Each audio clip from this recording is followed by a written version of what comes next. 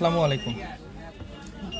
একটা ব্যাপারে একটু আলোচনা করতাম। ব্যাপারটা হইতেছে যে এই যে মরহুম তোফাজ্জল ভাইকে নিয়ে, এই লোকটারে আমি ব্যক্তিগতভাবে দেখছি।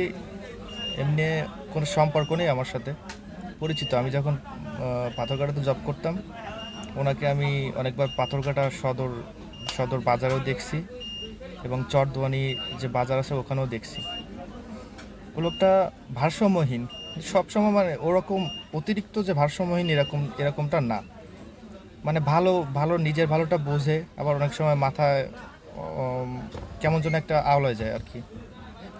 ব্যাপারটা হইতেছে, যখন এই তোফাজ্জল ভাই আপনাদের কাছ থেকে মোবাইলের যে বদনামটা উঠছে যে একটা মোবাইল নিয়েছে, তো আপনারা তার গার্জিয়ানদের ফোন দিছেন যে 35,000 টাকা নিয়ে মোবাইল ফেরত দিলে ওকে ছেড়ে দেবেন, ওকে মারবেন না।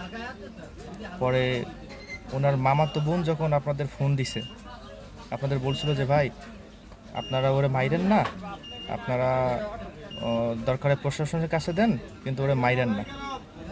আপনারা সেইটাও শুনলেন না। আপনারা ওরে প্রথমে এক দফা মারছেন, মারার পরে ওরে খাওয়াইছেন, খাওয়াইয়া আবার মারছেন। মানে কতটা নির্মমভাবে মারলে একটা মানুষ ব্যথায় মারা যায় আর কি।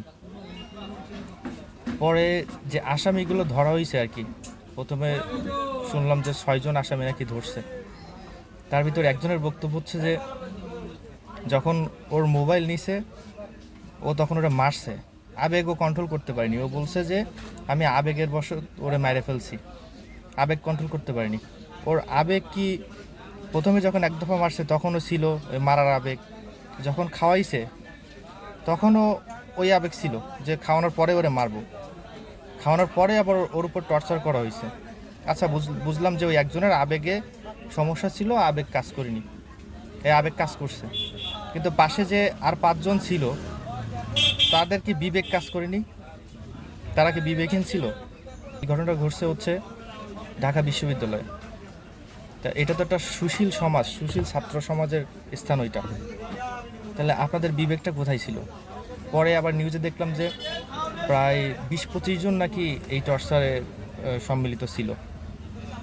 এবং আপনারা যখন ওরে রাত 10টা-11টার দিকে হাসপাতালে যখন ফেলায় আসছেন ফ্লোরে, একটা লোক তো ওর পাশে ছিলেন না।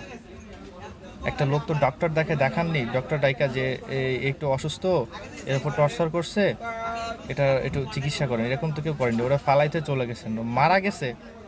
মারা যাওয়ার পরে মর্গে নিছে, তখনও আপনারা কেউ দেখতে যাননি বা কেউ কোনো সহানুভূতি তো দেখাননি সেখানে, বা কোনো লোক পাঠাননি। আপনারা আপনারা আপনাদের মতো করে আপনাদের আবেগ মিটাইছেন ওর উপরে।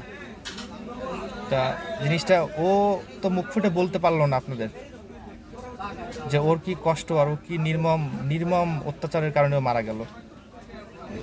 তা উপরে একজন তো আছে মানুষের। আপনারা বুঝেন যে একটা মানুষ মারতে মারতে কতটুকু ব্যথা পাইলে যে মানুষটা মারা যায়। এটা আসলে জাতির কাছে প্রশ্ন, এই বিবেকটা কি তাদের কাছে ছিল না? তারা আবেগে মানুষ মেরে ফেলতে পারে, তাও খাওয়ায়, একটু খাবারের বিনিময়ে জীবন। জানি না যে দেশে কি হইতেছে, সুশীল সমাজ এরকমটা করবে কখনোই আশাবাদী ছিলাম না।